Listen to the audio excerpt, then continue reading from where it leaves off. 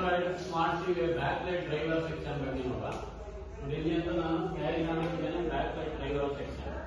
Back light driver section ನ ಮುಖ್ಯ ಉದ್ದೇಶ ಏನಂತ ಹೇಳಿದ್ರೆ, ಪ್ಯಾನಲ್ಗೆ ಆನ್ ಆಗಬೇಕಾದ್ರೆ ಪ್ಯಾನಲ್ ನ ಒಳಗಡೆ ಬ್ಯಾಕ್ ಲೈಟ್ ಇದೆ. ಆ ಬ್ಯಾಕ್ ಲೈಟ್ ಗೆ ಹೈ ವೋಲ್ಟೇಜ್ ಸಪ್ಲೈ ಹೋಗುತ್ತೆ.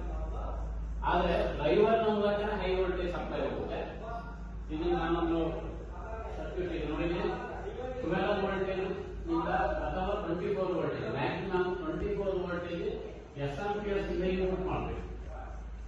ಅದೇ ರೀತಿ ಮದರ್ ಬೋರ್ಡ್ ನಿಂದ 2 ಪಲ್ಸ್ಗಳು ಇನ್ಪುಟ್ ಆಗ್ತದೆ.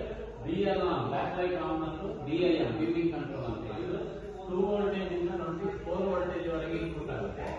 ಈ ಪಲ್ಸ್ ಮತ್ತು ಸಪ್ಲೈ ವೋಲ್ಟೇಜ್ 2 ಇನ್ಪುಟ್ ಆದಾಗ ಈ ಸೆಕ್ಷನ್ ಆಸಿಲೇಷನ್ ಆಗಿ ಇದರ ಒಂದು ಔಟ್ಪುಟ್ ಭಾಗ, ಇದು ಔಟ್ಪುಟ್ ಭಾಗದಲ್ಲಿ 35 ವೋಲ್ಟೇಜ್ ಇಂದ 180 ವೋಲ್ಟೇಜ್ ವರೆಗೆ ಸಪ್ಲೈ ಔಟ್ಪುಟ್ ಆಗುತ್ತೆ.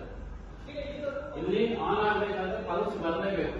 ಸಪ್ಲೈ ವೋಲ್ಟೇಜ್ ಬಂದ್ರೆ ಸಾಕಾಗುದಿಲ್ಲ, ಮದರ್ ಬೋರ್ಡ್